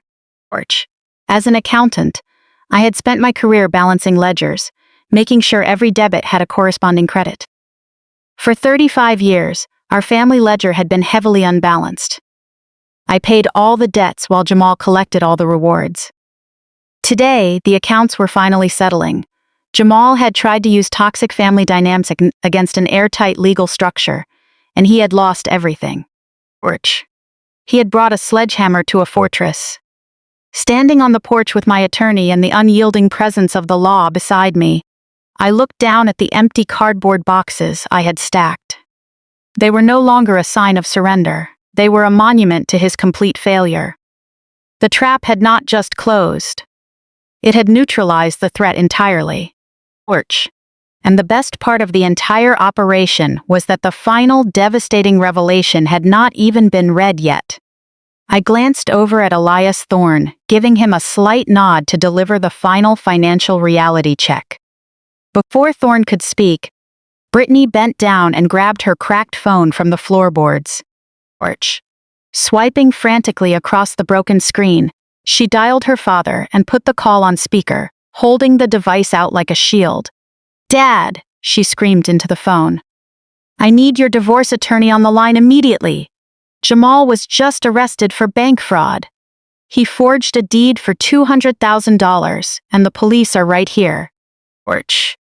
I need legal representation right now before they try to name me as an accessory." The absolute coldness of her tone was breathtaking. Jamal stood there with his hands secured behind his back, listening to his wife initiate divorce proceedings in front of 2 deputies, his mother, and the sister he had tried to make homeless. His jaw dropped, his eyes filled with profound shock. Porch. He had spent his entire life being unconditionally protected by the women around him. Now, the woman he had chosen to build his legacy with had abandoned him before he was even placed in the back of the cruiser. The sound of Brittany demanding a divorce. Attorney snapped my mother out of her paralyzed state. Her maternal instinct to protect her, golden boy, flared back to life. Porch. Yvonne scrambled up from the porch floor, her bright yellow suit covered in potting soil, her face twisted with pure unfiltered rage as she lunged toward her daughter-in-law. "You ungrateful, selfish girl!" Yvonne shrieked, her voice cracking as she pointed a shaking finger at Brittany. "You pushed him into this. You were the one demanding a historic home. Porch. You wanted expensive custom drapes, new hardwood floors, and a huge pool in the backyard. You pushed my son to this point because nothing he provided was ever enough for your shallow lifestyle. You manipulated him into getting that loan." Brittany scoffed, letting out a harsh, bitter laugh that echoed across the lawn. "Are you joking, Yvonne?" "Porch," Brittany shouted, stepping right up to my mother and dropping her polite act entirely. "Your son is a broke, lazy fraud. He hasn't held a real job since we got married. He promised me wealth. He promised me an estate. He told me he was the sole heir to a family fortune. I didn't force him to forge signatures. I just expected him to be the provider he claimed to be. Porch. You raised a weak, pathetic liar who couldn't even buy a home without trying to steal it from his sister." The sheer venom between them bounced off the quiet street. Standing on the porch, flanked by my attorney and the deputies, I watched their picture-perfect illusion tear itself to pieces. The neighbors were no longer just peeking through their blinds. Porch. The Jenkins family next door had walked all the way down to their mailbox, arms crossed, taking in the spectacle. Across the street, Mrs. Patterson paused her morning dog walk, holding her retriever tight, while staring in utter shock at the confrontation unfolding on my lawn. For 35 years, my mother had been obsessed with our family's reputation. Porch. She had policed my behavior, my wardrobe, and my career choices to ensure we always projected the image of upper-middle-class perfection. She demanded that I swallow my struggles so the neighborhood would only see success. Now she was covered in dirt, screaming at her daughter-in-law while her golden boy was read his rights in broad daylight. Porch. The carefully managed facade had collapsed completely, exposing the rot underneath. Jamal hung his head, staring at the welcome mat. The deputy took his arm with a firm grip, guiding him forward. "Let's go, Mr. Williams," the older deputy said, leading my brother down the porch steps. As Jamal passed the tall stacks of empty cardboard boxes by the front door, he finally looked up at me. Porch. The arrogance was completely gone. The unearned swagger had evaporated. In its place was an empty, terrified realization that he was entirely out of options. The safety net had vanished. I met his gaze without an ounce of sympathy. I offered no comforting words. Porch. I simply let him look at the woman he had tried to ruin, letting it sink in that I was the one who had orchestrated his complete downfall. The deputy walked him down the brick pathway, past the flower beds, toward the squad car parked at the curb. The heavy door opened, and Jamal was guided into the back seat, his white tracksuit stark against the tinted windows. Porch. Brittany did not even look in his direction. Ending the call with her father, she grabbed her purse and pushed past Yvonne without a backward glance. "Do not leave town, ma'am," the younger deputy called out as she unlocked her SUV. "Financial crimes investigators will be contacting you shortly regarding your knowledge of the loan funds." Brittany did not reply. Porch. She threw herself into the driver's seat, slammed the door, and started the engine. Shifting into reverse, she tore down the street, desperate to put as much distance as possible between herself and the wreckage of her marriage. She was running, but I knew forensic accountants would review her bank records with clinical precision. Porch. She was not escaping the fallout of that $200,000 loan. The cruiser pulled away from the curb, its blue lights reflecting off the neighboring windows. I watched it disappear around the corner, taking the undisputed king of the families straight to the county jail. My mother was left standing completely alone on the front lawn. Porch. The heavy summer humidity seemed to press down on her shoulders. Her golden boy was gone. Her daughter-in-law had abandoned them. The grand scheme to force me out had completely unraveled. Yvonne slowly turned and looked up at me standing beside Elias Thorne on the porch. Her eyes were red, hollow, searching my face for any trace of the compliant daughter she used to command. "Porch. Chloe," she whispered, her voice barely carrying over the cicadas. "You sent your own brother to jail. You let this happen to our family." I stepped forward to the edge of the porch. "I did not send him anywhere, Ma," I said with quiet, clinical precision. "I simply stepped out of his way and let him face the reality of his own actions." "Porch, you spent his entire life trying to protect him from gravity, and today he finally hit the ground." Attorney Thorne stepped up beside me, opening his leather briefcase once more. Adjusting his glasses, he looked down at Yvonne with the detached gaze of a man preparing to deliver a final reality check. Porch. He had watched the drama unfold in silence, and now it was time to execute the closing phase of our legal strategy. "We are not quite finished here, Mrs. Williams," Elias Thorne said, his deep voice carrying unmistakable weight. "Your son's arrest is merely the criminal consequence of his actions. Porch.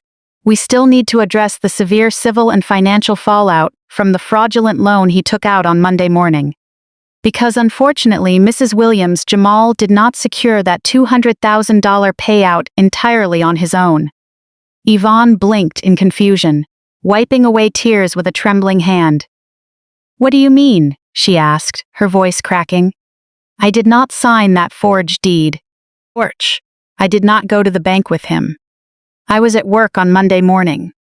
Attorney Thorne adjusted his glasses, his expression devoid of sympathy. He was a professional dealing in the hard currency of legal facts. "You are entirely correct, Mrs. Williams," Thorne stated smoothly. "You did not sign the forged quitclaim deed, nor did you represent yourself as the owner of this historic estate. Porch. However, your son has an abysmal credit score and zero verifiable assets of his own. The secondary lending institution required a qualified guarantor to offset the risk on a fast cash disbursement of that size. They required collateral." Yvonne slowly shook her head, pure horror rising in her eyes. "No," she gasped, gripping the wooden porch pillar for support. "Porch. He told me he just needed a character reference. He said the bank only needed to verify his identity while the inheritance was processing. On Sunday evening, he brought me a single document to sign. He said it was just a formality to help him get established." Thorne let out a low, steady breath. "He did not bring you a character reference, Mrs. Williams. Porch. He brought you a binding collateral agreement.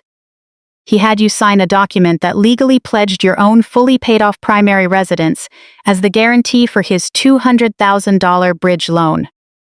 You co-signed on a fraudulent financial instrument." The color completely vanished from my mother's face, leaving her looking frail and defeated. "Porch. For 35 years, I had watched Yvonne bail Jamal out of every scrape. She paid his overdue parking tickets, covered his overdrafts, and pleaded his case during academic probation. She was so conditioned to sign whatever he put in front of her to clear his path that on Sunday night, she had not even bothered to read the legal contract he handed her. Porch. Her blind, unwavering favoritism had just signed away her life savings. Because the primary collateral used to secure the loan, the deed to this estate, is completely fraudulent, Thorne continued, his voice carrying the finality of a judge reading a verdict. The lending institution has automatically triggered default recovery protocols. Porch. As of 8 o'clock this morning, when we filed the official fraud report with financial crimes, the bank initiated immediate foreclosure proceedings against the secondary collateral. They are moving against your home, Mrs. Williams, to recover the $200,000 your son took. Yvonne let out a sound I had never heard come from a human being before. Porch. It was a raw, agonizing wail of total devastation. She slid down the wooden pillar, collapsing entirely onto the porch floorboards. Her yellow suit was ruined, her hair was a mess, and the image of upper-middle-class perfection she had guarded for decades was permanently destroyed. "They cannot take my house," she wept, burying her face in her hands. "I worked my whole life for that home. Porch. I paid off the mortgage 5 years ago. That is all I have left. Chloe, please, tell them they cannot take my house."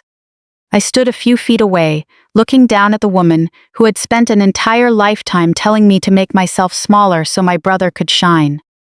Just this morning, she had walked onto my property fully expecting to watch me lose my home. Porch. She had brought trash bags to throw out my personal belongings. She had smiled while Brittany planned to tear up my grandfather's hardwood floors. And now, she was sitting in the dirt begging me to rescue the very house she had gambled away just to finance my eviction. As a CPA, I had spent over a decade analyzing risk, managing assets, and balancing complex ledgers. Porch.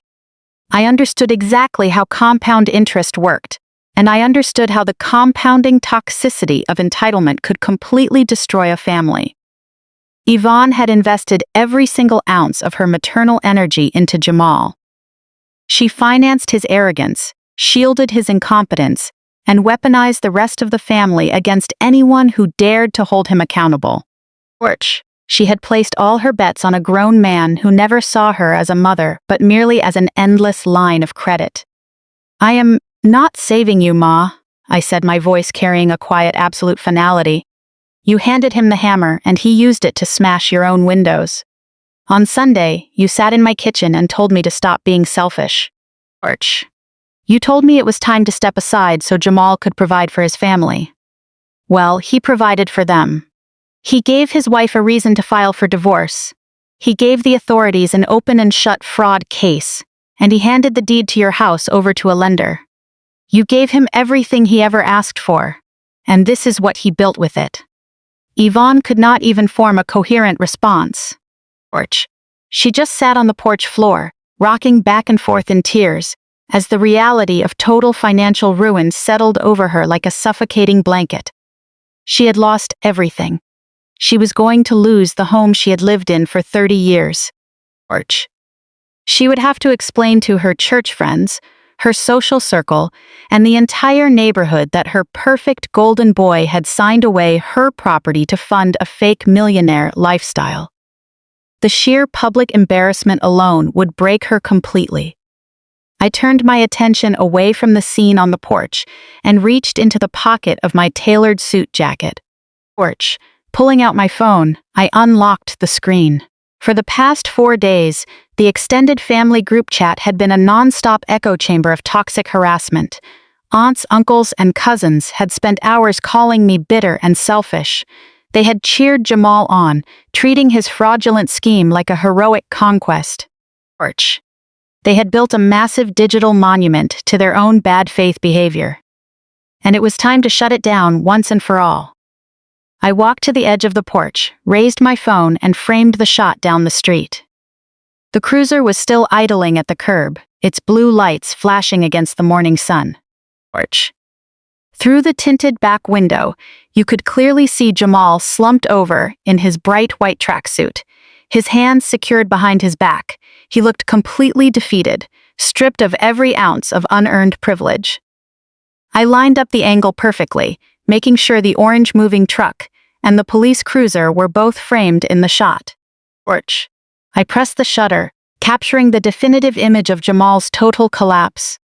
Opening the family group chat, which had been dead silent all morning while everyone waited for a victorious moving day update, I attached the photo of Jamal in the back of the cruiser. I pulled up the keyboard and typed out a short, devastating message. Eviction canceled. Hope you all have a backup plan. I hit send. Porch. Standing on the porch, I watched the delivery notification confirm that the message had landed on the screens of over 30 family members. Within seconds, red receipts started cascading across the bottom. Aunt Valerie read it. Cousin Malik read it. Aunt Susan, Uncle David, every single one of them opened the message, fully expecting a celebratory selfie of Jamal holding the keys to my home. Porch. Instead, they were staring at a high-resolution photo of their golden boy in police custody. The group chat fell into absolute deafening silence. Not a single person replied. The typing bubble never appeared again. The endless barrage of notifications that had plagued my phone all week stopped completely. Torch. The digital mob that had been eager to tear me down just 24 hours earlier scattered like roaches caught under a spotlight. In real time, they realized they had spent days loudly supporting a man who had just committed serious felonies. They knew I had documented every single message cheering on his fraud, and their own self-preservation instantly silenced them for good. Torch. I locked my phone, slipped it back into my pocket, and felt a profound, total sense of relief wash over me. The heavy burden I had carried my entire life, the pressure to endure their disrespect, the constant demand to clean up my brother's failures, vanished completely. I had not just protected my grandfather's legacy. Torch. I had completely dismantled the toxic family dynamic that had held me hostage since childhood. Elias Thorne closed his leather briefcase with a crisp, definite click that echoed across the porch, signaling the formal end of the confrontation.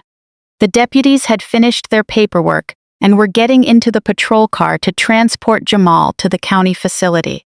Torch. We are all set here, Thorne said, giving me a nod of deep professional respect. I will file an injunction against the lender to ensure the trust property is completely insulated from your mother's foreclosure proceedings. The perimeter is entirely secure. Thank you, Elias, I replied, offering a calm, genuine smile. You handled everything perfectly. Torch. I turned around and walked back through the front door into the cool, quiet sanctuary of my home, leaving Yvonne on the porch to face the moving truck and the scattered pieces of her own choices.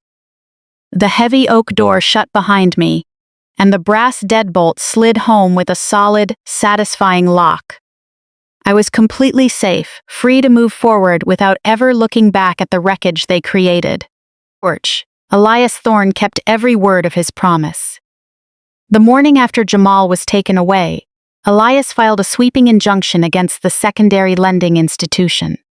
He presented the irrevocable trust documents to the bank's legal department, proving beyond any shadow of a doubt that their collateral was completely invalid. Torch. Once the lender realized they had been defrauded by a man with zero assets, they turned their full legal force toward the only tangible equity left in the equation, my mother's fully paid-off home. Over the following weeks, I methodically packed up the contents of my grandfather's Victorian house.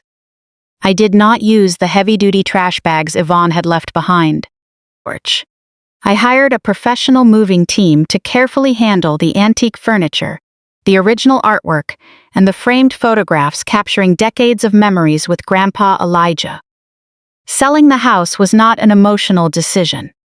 It was a calculated financial move. Grandpa Elijah always taught me never to fall in love with brick and mortar, but to respect the equity it generates.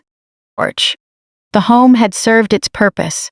It had been my sanctuary, and it had acted as the ultimate trap. In a booming Atlanta real estate market, it was a high-value asset ready to be leveraged. I listed the property through the trust, and within a week we had a major bidding war. A wealthy young couple relocating from out of state fell completely in love with the original hardwood floors Brittany had been so desperate to destroy. They offered well over asking price in an all-cash deal. With a steady hand, I signed the closing documents, moving the substantial capital directly into the protected trust accounts. The inheritance was fully liquid, diversified, and completely untouchable. As for my brother, the wheels of justice moved with unrelenting certainty. Jamal thought his status as the golden child would somehow shield him from prosecution, but the legal system does not recognize maternal favoritism as a valid defense. He was indicted on multiple serious felony counts, including wire fraud, grand larceny, and uttering a forged instrument. With zero personal capital to hire a private defense attorney, he was assigned an overburdened public defender who immediately advised him to take a plea deal. Jamal is currently serving a 5-year sentence in a federal correctional facility, trading his pristine designer tracksuits for standard-issue prison scrubs. His wife fared no better. Brittany had sped away from my house that Thursday morning, convinced she could outrun the fallout of her husband's scheme. Before sunset that same day, she filed for divorce in a desperate attempt to sever her legal ties to a convicted felon. Financial investigators, however, follow the paper trail regardless of family drama. They subpoenaed her financial records and discovered that $30,000 from the fraudulent loan had been immediately routed into her personal accounts to pay off massive credit card balances and fund luxury shopping sprees. Brittany was charged as an accessory after the fact. To keep her out of prison, her wealthy father had to liquidate a massive portion of his retirement portfolio to repay the stolen funds and cover substantial court fines. Now heavily in debt and thoroughly disgraced, she is living in her parents' basement, watching the privileged lifestyle she tried to build on stolen money implode completely. The deepest tragedy of the entire ordeal was the complete financial and social collapse of my mother, Yvonne. The bank showed zero leniency regarding the collateral agreement she had blindly signed for her golden child. The foreclosure process was swift, uncompromising, and entirely public. When the auction sign went up on her front lawn, the image of upper-middle-class perfection she had maintained for 30 years shattered instantly. The neighbors she had spent decades trying to impress watched from their driveways as she was forced to pack her belongings into a cheap rental van. She lost the home she had spent a lifetime paying off, her entire life savings, and her social standing in a single stroke. Yvonne is currently renting a cramped one-bedroom apartment on the far edge of the city, working long retail shifts just to stay afloat, a stark contrast to the comfortable retirement she once enjoyed. During the first few months after the arrest, she tried relentlessly to reach me. She left dozens of frantic voicemails, alternating between begging for financial support and accusing me of tearing the family apart, claiming I was obligated to rescue her simply because she was my mother. I listened to exactly one voicemail before blocking her number permanently. I had Elias Thorne issue a formal cease and desist letter, legally barring her from attempting to contact me or approaching my place of business. I had spent 35 years draining myself to keep her and Jamal comfortable. My empathy account was permanently closed. I owed her nothing, and I refused to let her drag me back into the toxic dynamic I had finally escaped. 6 months have passed since that explosive Thursday morning on my front porch. Using the capital generated from the sale of Grandpa Elijah's home, I launched my own independent CPA firm. I secured a bright, sunlit office space on the 20th floor of a glass tower in downtown Atlanta. I did not just build a standard accounting practice.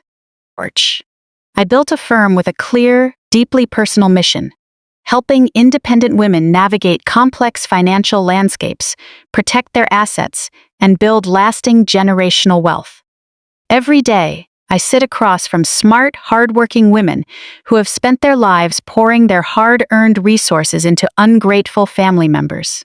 I see women who co-signed loans for irresponsible relatives, women who drained their retirement savings to bail out enabling parents, and women who sacrifice their own stability just to keep the peace. I look them in the eye and teach them how to build an unbreakable financial fortress. I help them establish trusts, structure secure business entities, and legally insulate their hard-earned money from entitled relatives. I teach them the power of saying no, the necessity of clear legal boundaries, and the profound freedom that comes from prioritizing their own future. My firm has grown rapidly, fueled by a community of women who have finally stopped carrying everyone else's weight and started building their own empires. Grandpa Elijah's legacy is no longer just a historic house. It has transformed into a living financial movement, empowering a new generation to claim their independence. Right now, I am standing in front of the floor-to-ceiling windows of my corner office, looking out over the sprawling Atlanta skyline. The afternoon sun reflects off the surrounding high-rises, casting a brilliant golden glow over the city streets below. My phone sits quietly on my wide glass desk.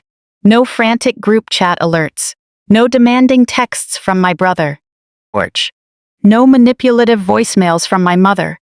Just the steady, peaceful rhythm of a thriving business and a life fully in order. I reach out and touch the heavy silver frame sitting on the corner of my desk. Behind the glass, Grandpa Elijah sits in his favorite leather armchair, radiating the fierce, uncompromising wisdom I always admired. Porch. When he locked his estate into that trust, he knew exactly what he was doing. He did not just leave me a substantial inheritance. He handed me the exact tools to expose the rot in our family and bring the truth into the light. He gave me the blueprint to end the cycle of manipulation forever. Porch. The golden boy, who spent a lifetime taking credit for my sacrifices, is sitting in a correctional facility, facing the reality of his own choices. The mother who enabled his destructive entitlement is living with the consequences of her blind favoritism. They tried to break me, take my sanctuary, and cast me aside. Instead, they handed me the keys to my own absolute independence. Porch. I take a slow, deep breath of the cool air, letting a genuine, peaceful smile spread across my face. I realize now that I did not just inherit an estate, I inherited my complete freedom. I left the golden boy to the fate he earned for himself, and with an entire empire secured in my hands, I am moving forward into an untouchable future.